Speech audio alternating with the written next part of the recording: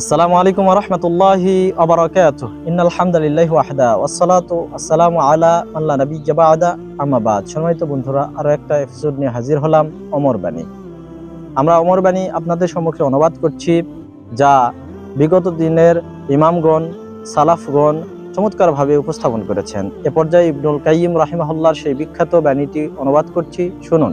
তিনি বলছেন, আল কলবুল হাইয়্যু হুয়াল্লাযী ইয়ারিফুল হাক্কা।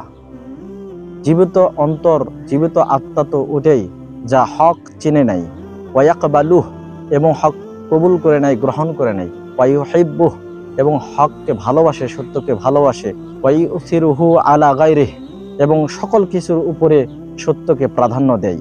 আর তিনি বলেন, ফাইজা মাতাল কালবু, আর যখন অন্তর মারা যায়, লাম ইয়াবকা ফিহি ইহসাসুন ওয়ালা তামইযা বাইনাল হাক্কি ওয়াল বাতিল, তখন সেখানে সত্য মিথ্যার পার্থক্য করার অনুভূতি শক্তিটাও অবশিষ্ট থাকে না। সম্মানিত উপস্থিতি, প্রমাণ হচ্ছে আপনার অন্তর জীবিত আছে, তাহলে চারটি বৈশিষ্ট্য থাকতে হবে। এক, সত্যকে চেনা।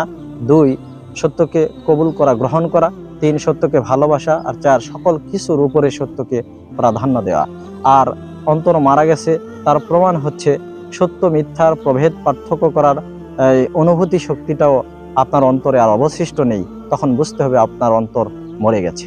সম্মানিত উপস্থিতি, সত্য এবং মিথ্যা, আল্লাহ বলছেন সূরা মায়েদা 5 নম্বর সূরার 71 নম্বর আয়াত খুলুন, ওয়াকুল জাআল হক ওয়া যাহাকাল বাতিল ইন্নাল বাতিলা কানা যাহুকা। হে মুহাম্মদ সাল্লাল্লাহু আলাইহি ওয়াসাল্লাম, আপনি বলুন, সত্য যখন মিথ্যার সামনে দাঁড়ায়, মিথ্যার লেজ গুটিয়ে পালায়।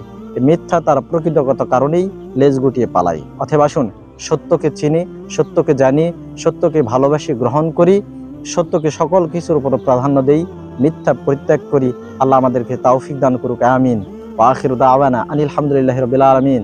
আসসালামু আলাইকুম ওয়া রাহমাতুল্লাহি ওয়া বারাকাতুহু।